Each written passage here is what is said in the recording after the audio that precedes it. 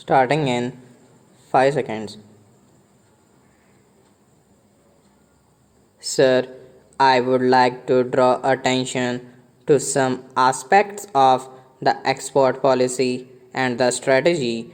We all know that our exportable surplus is only a very small part of our gross national product, roughly of the order of 5 to 6%. We know, however, that international trade, foreign trade, is a function of international interdependence. No doubt, basically, we produce for our own consumption, but whatever a natural advantage we have, we naturally have to tap it to build exportable surpluses so that then we can earn the necessary foreign exchange for meeting our essential requirements. The essential policy that we have followed is correct. I see nothing wrong to fight against. The policy of export promotion and import substitution must remain our policy, but it seems in actual implementation we have failed in on both fronts. Our share of the world trade has come down from roughly 1% about 2 decades ago to less than half a percent in 1984. We remain primarily an exporter of primary products despite all the noise we make about non traditional items. Tea, jute, iron ore, rice, spices, cashew nuts are our mainstay, and we have probably the only exception among the major items textiles, leather, if you call it an industrial product. We hear so much about engineering goods. Our export of engineering goods accounts for 0.1% of the total world fair trade in engineering exports 20 years after we made our first engineering export to the United States sometime in 1977. I think this needs to be improved. I have therefore a few suggestions to make. I feel that our markets must be diversified and so should be our sources of supply. We should think of markets nearer home in our close vicinity in Africa, West Asia, and Southeast Asia, and one way of doing it will be to build mutually beneficial relationships, ties of interdependence. Secondly, there are a number of items in which greater efforts has to be put in order to organize the producers and exporters. I do not want to say combines in associations, and I think a little bit of a beginning was made in the case of jute. We can do a better collective bargaining with our buyers and we can have more favorable terms of trade, better international marketing than we are having today. Thirdly, we have to add naturally to our value adding capacity from iron or we are going to pelletization. But why cannot we go to iron and steel?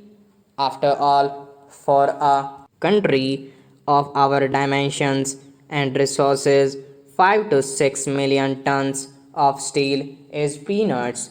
I just mentioned leather. From leather, we have moved on to leather goods to shoes, etc. We must diversify our exports because if we want to have a non operational market for non traditional goods, we have to adopt a policy of natural self denial. You cannot run foreign trade in terms of red and green signals. You cannot run foreign trade in terms of off again and on again principle. If you want to cultivate a foreign market, you have to service it. You have to see it that we do not fail when there is scarcity, but we have also to see that we do not fail internally as well as externally. For this, we have to build up buffer stocks. Mr. Vice Chairman, I know that the Commerce Minister will say, yes, all these needs to be done. I can do a very good job of buying and selling, but where are the things to sell?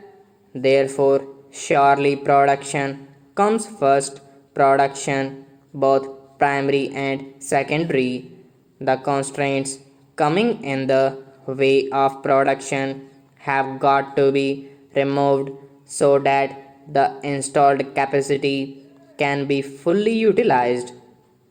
And as my distinguished colleague has said, productivity has to be improved. For that, what is required is to beef up your infrastructure. There are transport bottlenecks in both rail and road. There are ports which simply cannot handle our import and export trade. There are ports which foreign liners refuse to touch because the turnaround period is so high. I know shipping is a problem. There are many reasons with which we do not have direct shipping.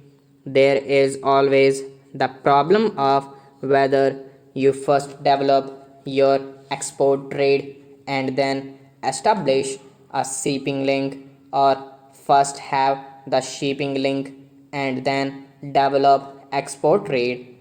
There is also the question of adequate banking and insurance facilities with a number of developing countries.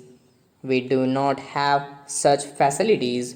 Such facilities have been by and large monopolized by the developed countries.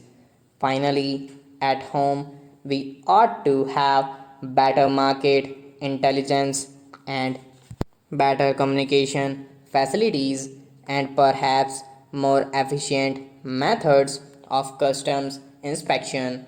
These are some of the other bottlenecks. I would like the Commerce Minister to fight against these bottlenecks and all other constraints and fight against some of his colleagues here to have them removed. Stop.